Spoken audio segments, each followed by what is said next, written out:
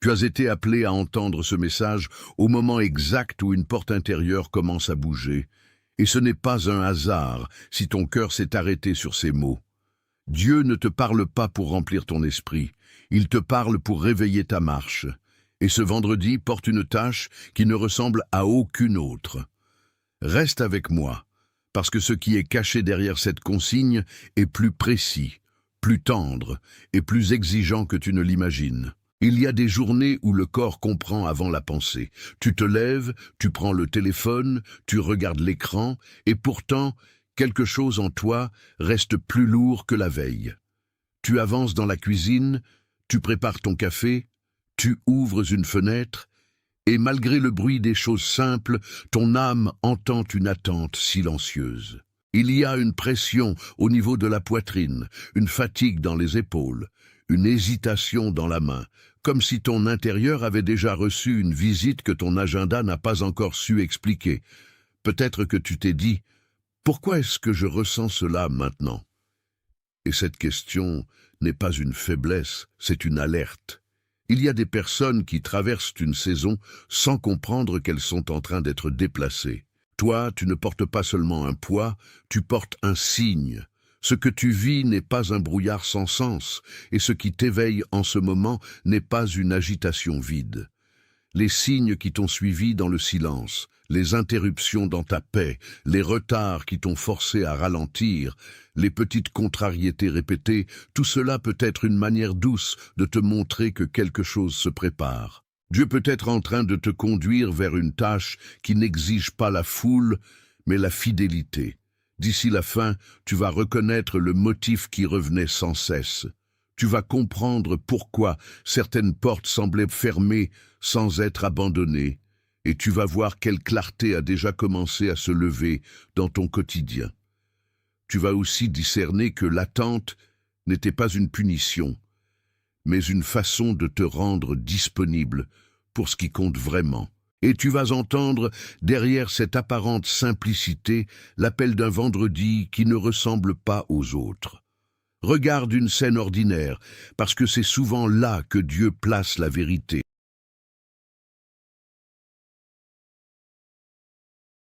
Attention, vous devez comprendre ce qui se passe.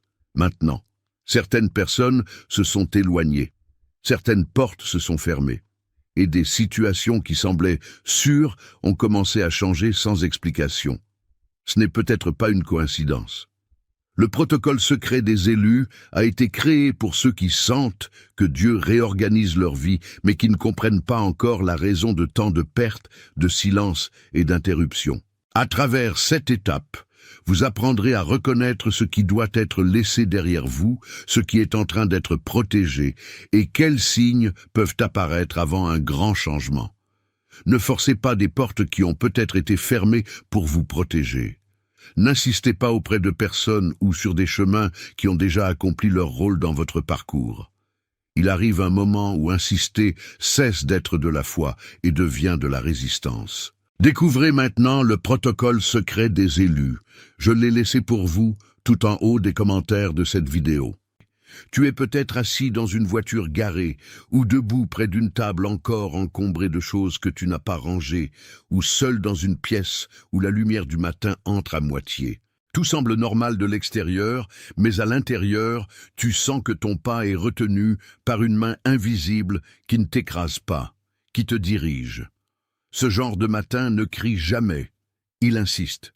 Il y a un message dans la manière dont le temps s'étire, dans la manière dont une conversation tarde, dans la manière dont un appel n'arrive pas, dans la manière dont ton propre cœur devient plus attentif aux détails.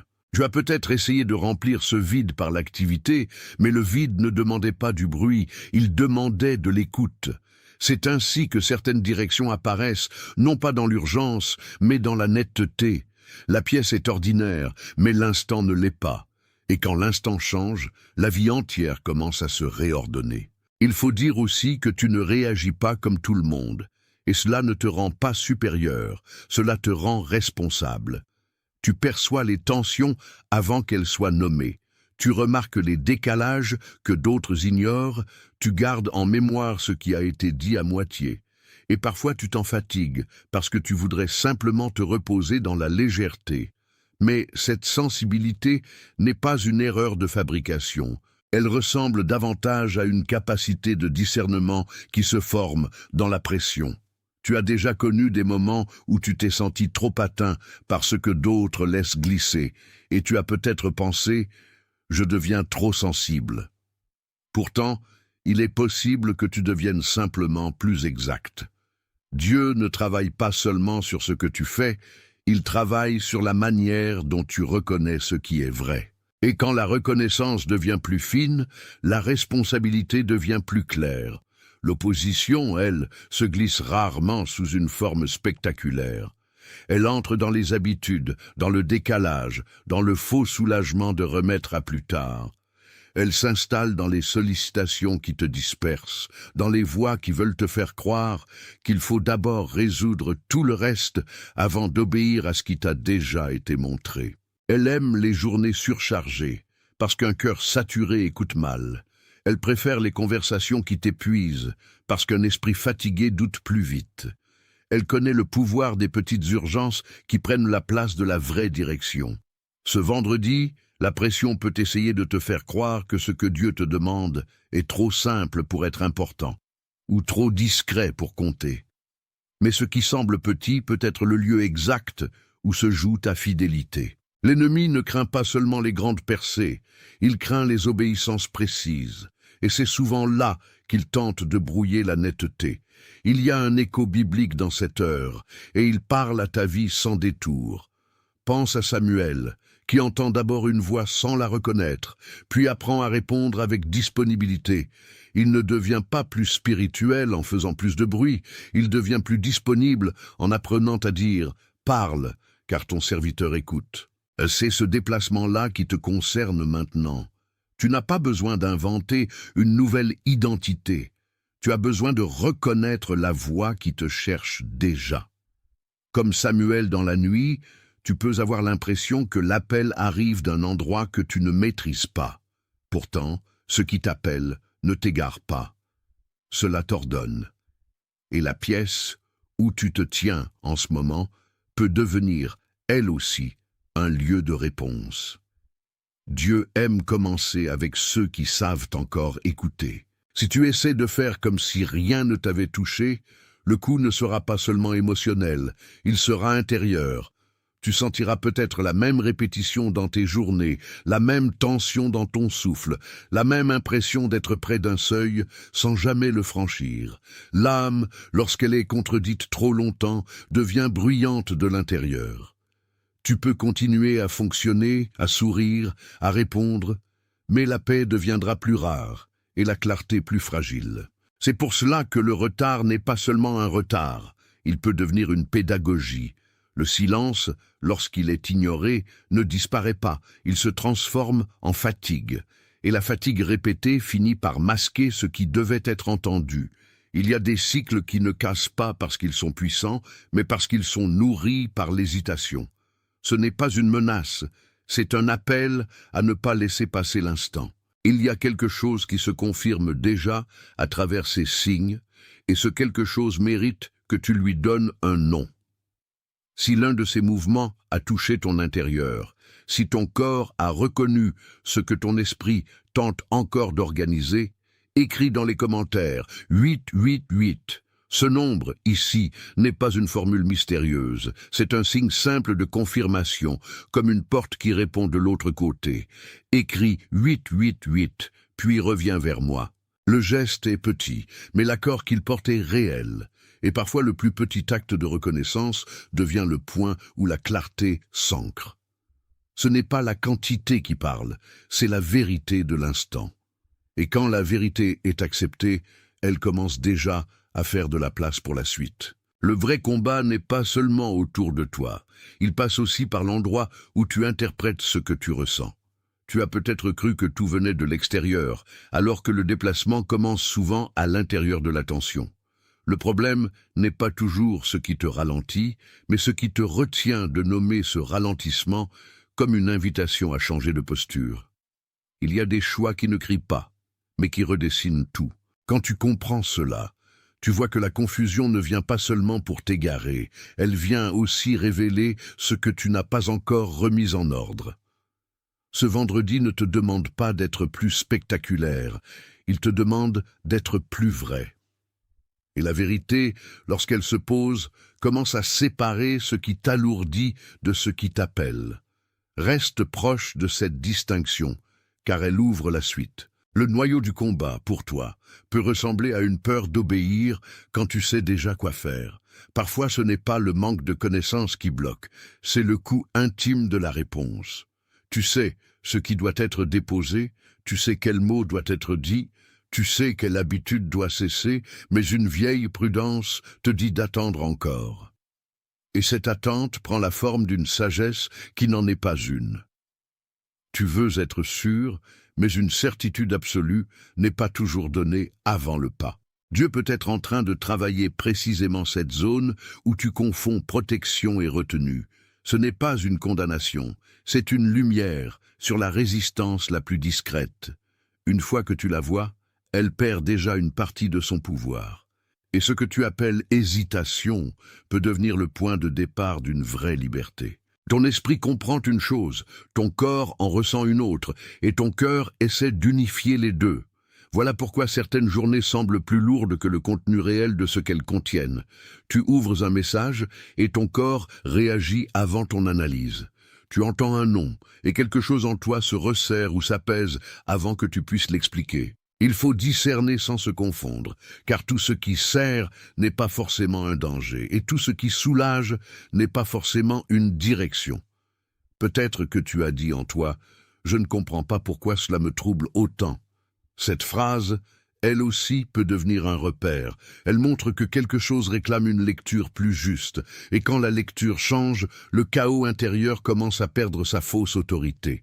L'âme apprend à respirer là où elle s'était habituée à se défendre. Il y a aussi des environnements qui drainent ce que Dieu est en train de restaurer en toi. Ce n'est pas forcément une personne mauvaise. Parfois, c'est simplement une pièce trop bruyante, une conversation trop lourde, une routine qui ne laisse plus aucun espace à l'écoute. Tu passes un moment dans un lieu et tu sens ton intérieur se contracter.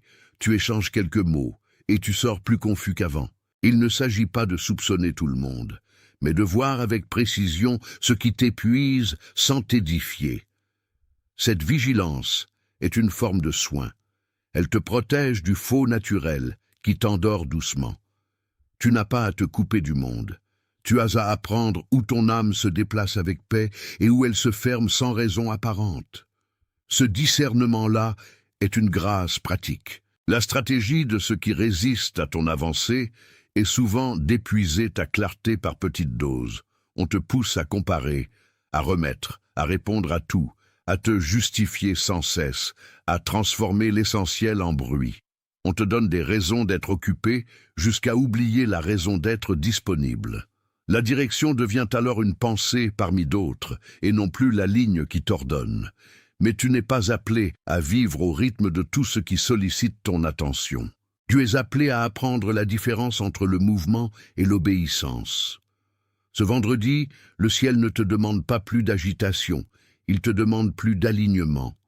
Et l'alignement commence souvent quand tu refuses de laisser l'urgence emprunter la place de la voix. Il vient un moment où la négociation intérieure s'épuise. Tu as essayé de comprendre, de retarder, de relativiser, de remettre un peu plus loin ce que tu savais déjà devoir honorer.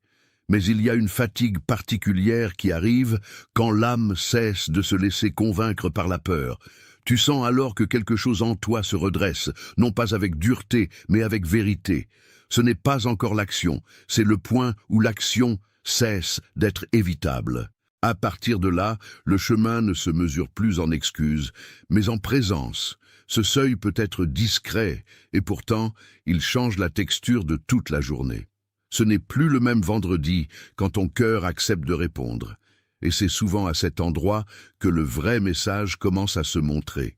Imagine maintenant une seule image, et ne la quitte pas, une porte de grange ancienne dans le vent. Elle a été fermée longtemps, non pas parce qu'elle était oubliée, mais parce qu'elle protégeait quelque chose à l'intérieur. Le bois a gardé la mémoire des saisons, des pluies, de la poussière, du silence, et pourtant il n'a pas cessé d'être une porte. Tu es peut-être comme cette porte, non pas cassée, mais gardée. L'histoire de cette fermeture n'est pas honteuse. Elle a pu préserver ce qui devait mûrir. Certaines structures ont été tenues fermées pour que rien d'intrusif ne touche ce qui grandissait derrière elles. Et quand la main juste s'approche, la porte ne perd pas son identité, elle révèle sa fonction. Tu as peut-être vécu ainsi, dans une saison de couverture qui t'a semblé trop longue. Mais ce qui a été fermé peut aussi être préparé. Et ce vendredi peut être le jour où le vent commence enfin à faire bouger les charnières. Cette porte de grange n'a pas été faite pour rester scellée à jamais. Elle a connu l'ombre, la poussière, l'attente, et pourtant sa matière n'a pas perdu sa vocation. Dans ta vie aussi, il y a des espaces qui ont été gardés à cause de ce que tu ne pouvais pas encore porter. Il y a des choses qui n'auraient pas supporté le bruit, l'exposition ou la précipitation. Alors, elles ont été couvertes, non pas pour être niées, mais pour être préservées. Peut-être que tu as cru que l'absence de mouvement signifiait l'absence de dessin, mais une porte immobile ne prouve pas qu'elle est morte. Elle peut simplement attendre la bonne main, le bon souffle, le bon moment. Et le temps de Dieu n'est pas l'ennemi de ta croissance, il est parfois la charpente de sa solidité. Ce que tu as vécu en secret a un sens plus profond que tu ne l'as pensé. Il y a eu aussi des forces qui ont tenté de garder cette porte pesante. Les habitudes anciennes se sont collées au gonds. Les voix répétées ont voulu lui faire croire qu'elle n'avait plus d'usage. La peur du changement a soufflé contre elle comme un vent froid, et les comparaisons ont voulu l'enfermer dans le regret. Tu connais cette sensation de rester au seuil de quelque chose et de te demander si tu as le droit d'avancer. Dans cette image, ce qui résiste n'est pas seulement le bois, c'est l'inertie accumulée autour du bois. C'est ce que la répétition a laissé comme couche de poussière sur le passage. Mais la poussière n'est pas une identité, elle est une accumulation. Et ce qui s'accumule peut être retiré. Le ciel ne t'abandonne pas à la rouille, il te montre qu'un mouvement nouveau peut commencer. Puis la porte commence à bouger, pas d'un coup, pas avec fracas, mais avec cette lenteur qui prouve que quelque chose de solide a commencé à céder à la bonne pression. Un rayon entre, puis un autre. L'air circule là où l'air manquait. Tu sens presque dans ton propre corps la différence entre l'enfermement et l'ouverture. Le cœur ne panique plus autant, il se réajuste. Ce qui était figé ne l'est plus tout à fait. Ce qui semblait fermé à double tour reçoit un geste juste. C'est là que les choses changent vraiment, non quand elles deviennent plus bruyantes, mais quand elles deviennent plus respirables. La porte n'a pas perdu son histoire, elle a retrouvé sa fonction. Et quand cela arrive, ce qui était retenu devient lisible. Si cette image te rejoint là où tu es, écris maintenant dans les commentaires « Je vois cela ». Ne le garde pas dans le silence. Laisse la reconnaissance se déposer là où elle a touché ton intérieur.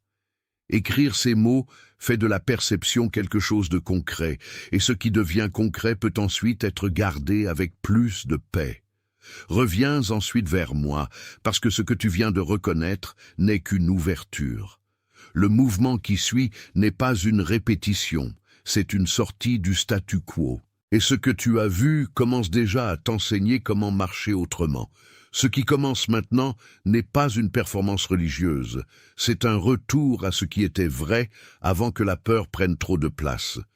Tu n'as pas besoin d'ajouter du spectaculaire à ta journée pour obéir. Tu as besoin d'un cœur rassemblé, d'une attention simple, d'une décision qui laisse tomber le trop-plein. Ce retour ressemble souvent à quelque chose de modeste, mais il porte une grande autorité. Il y a une paix qui revient quand tu cesses de courir après l'impression que tout doit être prouvé. La preuve de ta saison n'est pas dans le bruit qu'elle produit, mais dans la clarté qu'elle laisse. Et cette clarté, elle se reconnaît dans des gestes concrets, dans des choix minuscules, dans des refus silencieux. Tu n'es pas en train d'échouer à être remarquable, tu es en train d'être réaccordé à ce qui est juste. Voici une première pratique qui peut t'aider à tenir ce vendredi avec fidélité. Dès le matin, avant que la journée ne te prenne, prends quelques instants pour nommer intérieurement ce que tu sais déjà devoir honorer. Mets ton téléphone de côté, touche le bord d'une table, respire lentement et laisse une phrase simple se former en toi, sans te précipiter. Ce geste n'est pas magique, il est exact. Il fait de ton seuil un lieu conscient et non un passage automatique. Quand tu fais cela, ton corps comprend qu'il ne doit pas courir devant ton âme. Et cette petite mise en ordre peut devenir la porte d'un jour plus juste. Tu apprends ainsi à commencer sans fragmentation. Voici une deuxième pratique, différente mais tout aussi concrète. Au milieu de la journée, arrête-toi et regarde ce qui t'a réellement vidé, puis ce qui t'a réellement rendu plus paisible. Ne juge pas trop vite, observe avec honnêteté. Il y a des choses qui prennent de la place sans donner de vie, et il y a des silences qui restituent la force. Si un échange t'a laissé plus confus, note-le intérieurement. Si une minute de calme t'a rendu plus stable, honore-la. Cette attention n'est pas un exercice de contrôle, c'est une manière de protéger ce qui se restaure en toi. Quand tu apprends à repérer ce qui élargit ton souffle, tu reconnais mieux ce que Dieu soutient. Et la sagesse grandit dans cette comparaison sobre. Tu verras aussi que certaines limites sont, en réalité, une forme de protection. Une porte qui ne s'ouvre pas tout de suite peut te préserver d'entrer trop tôt dans un espace qui n'est pas prêt à te recevoir. Un message sans réponse immédiate peut te forcer à revenir à l'essentiel. Un plan retardé peut t'éviter de bâtir sur une émotion passagère. Les limites ne sont pas toujours des refus. Elles peuvent être des soins déguisés. Dieu sait contenir ce qui doit encore mûrir. Il sait aussi fermer ce qui te détournerait de la tâche qui t'attend réellement. Là où tu voyais seulement des restrictions, il peut être en train de dessiner une sécurité. Et cette sécurité n'enlève rien à ta liberté. Elle la rend plus fiable. Il y a une décision discrète que tu es appelé à honorer. Arrêter de fuir ce qui t'a déjà été révélé. Cela ne veut pas dire tout résoudre aujourd'hui. Cela veut dire cesser de traiter comme secondaire ce qui a déjà été rendu clair. Tu n'as pas besoin d'une bataille plus grande. Tu as besoin d'une réponse plus honnête. La vraie stewardship, la vraie gestion de ce qui t'est confié commence par l'accord intérieur. Quand tu ranges ce que tu as longtemps laissé traîner, ton esprit respire mieux. Quand tu arrêtes de justifier ce que tu savais déjà devoir remettre à Dieu, ta marche se simplifie. La fatigue de l'âme vient souvent du maintien. La paix revient souvent avec le dépôt. Et ce vendredi peut devenir le jour où tu déposes enfin sans spectacle. Si quelque chose ici a confirmé ce que ton esprit savait déjà, laisse ton like être ton amen sans mots. Ne le traite pas comme un chiffre, traite-le comme un accord. Ce geste dit simplement que ce qui a été nommé l'a été avec justesse. Et cet accord silencieux garde une beauté particulière, parce qu'il ne cherche pas à se montrer. Il dit « Oui, cela m'a trouvé. Oui, cela m'a rejoint. Oui, je reconnais la vérité de ce passage. » Quand un amen naît sans bruit, il devient plus profond. Et ce calme-là prépare la suite, parce qu'un cœur d'accord est plus disponible pour la direction. Il y a aussi quelqu'un qui t'est venu à l'esprit pendant que tu m'écoutais. Peut-être une personne fatiguée en silence, quelqu'un qui porte beaucoup sans le dire, quelqu'un qui travaille dur tout en se sentant invisible, ou quelqu'un qui sourit en surface mais lutte intérieurement. Ne garde pas ce visage pour toi seul. Envoie-lui ce message comme une livraison, pas comme une recommandation. Il y a des mots qui arrivent au bon moment. Et ce message peut être ce genre de visite pour cette personne. Ce n'est pas une stratégie, c'est une attention. Et parfois, l'amour prend la forme la plus simple. Transmettre ce qui t'a relevé à quelqu'un qui a besoin d'être rejoint. Si ce visage s'est présenté à toi, il n'est pas là par hasard. Il t'indique une responsabilité douce. Avant que cela se referme, écris dans les commentaires « Je suis choisi ». Ne l'écris pas comme un souhait, écris-le comme une confirmation. Il y a une différence entre espérer être vu et reconnaître que tu l'es déjà. Cette déclaration ne fabrique pas ton identité, elle l'embrasse. Elle met des mots sur une vérité que la peur a longtemps voulu rendre floue. Et quand tu l'écris, Tu ne demandes pas à être fabriqué, tu réponds à ce qui a été révélé. Tu viens alors au bord d'une certitude paisible, celle qui ne force rien mais n'abandonne plus rien. Ce simple acte peut devenir le sceau d'un tournant intérieur. Reviens maintenant à ce que tu as entendu depuis le commencement, parce que tout cela converge vers un seul mouvement. La porte ne reste plus seulement dans l'idée, elle devient passage. Tu comprends maintenant pourquoi les pièces de cette journée se tenaient ensemble. Le poids dans le corps, le retard apparent, la sensibilité accrue, la porte ancienne, le souffle qui revient, tout parlait de la même chose. Rien n'était dispersé. Même ce qui semblait te freiner était en train de te préparer à une réponse plus juste. La fatigue n'était pas là pour t'éteindre, elle révélait ce qui devait être allégé. Le silence n'était pas vide, il était en train d'organiser ta capacité d'écoute.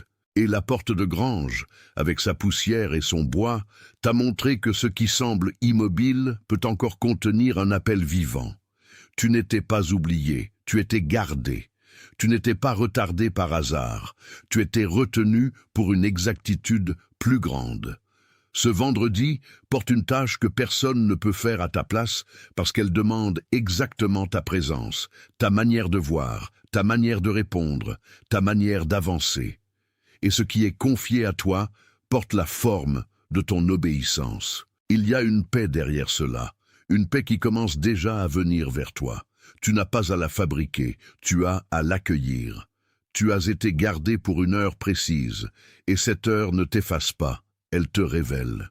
Quand tu cesses de résister à la lumière cesse d'être une menace, elle devient chemin, et ton pas, à son tour, devient fidèle. Tu es confirmé dans ce que tu as discerné, même si tu n'as pas encore tout expliqué à voix haute. Tu es gardé dans cette heure, même si tout autour de toi a semblé te pousser à la précipitation. Tu es rappelé à la simplicité, même si une partie de toi a cherché la réponse dans le compliqué. Tu n'es pas en train d'être abandonné à ton propre poids. Tu es en train d'être ramené à une place où la paix devient plus forte que le doute. Tu peux marcher doucement, parce que la vérité n'a pas besoin de courir. Tu peux respirer sans t'excuser, parce que ce que Dieu ordonne n'exige pas la panique. Tu peux laisser tomber le bruit intérieur qui voulait tout expliquer d'avance. Tu peux recevoir ce jour comme un espace de réponse, pas comme un test de performance. Partout, en ce moment même, d'autres personnes reçoivent aussi cette même reconnaissance discrète, cette même mise en ordre intérieur, cette même invitation à redevenir attentive à ce qu'elles savent déjà. Tu fais partie de ceux qui entendent avant de tout comprendre. Tu fais partie de ceux qui avancent avec lucidité. Tu fais partie de ceux pour qui une porte autrefois gardée devient enfin passage. Marche doucement. Attention, vous devez comprendre ce qui se passe, maintenant. Certaines personnes se sont éloignées, certaines portes se sont fermées, et des situations qui semblaient sûres ont commencé à changer sans explication. Ce n'est peut-être pas une coïncidence. Le protocole secret des élus a été créé pour ceux qui sentent que Dieu réorganise leur vie, mais qui ne comprennent pas encore la raison de tant de pertes, de silence et d'interruptions. À travers cette étape, vous apprendrez à reconnaître ce qui doit être laissé derrière vous, ce qui est en train d'être protégé, et quels signes peuvent apparaître avant un grand changement. Ne forcez pas des portes qui ont peut-être été fermées pour vous protéger. N'insistez pas auprès de personnes ou sur des chemins qui ont déjà accompli leur rôle dans votre parcours. Il arrive un moment où insister cesse d'être de la foi et devient de la résistance. Découvrez maintenant le protocole secret des élus. Je l'ai laissé pour vous tout en haut des commentaires de cette vidéo.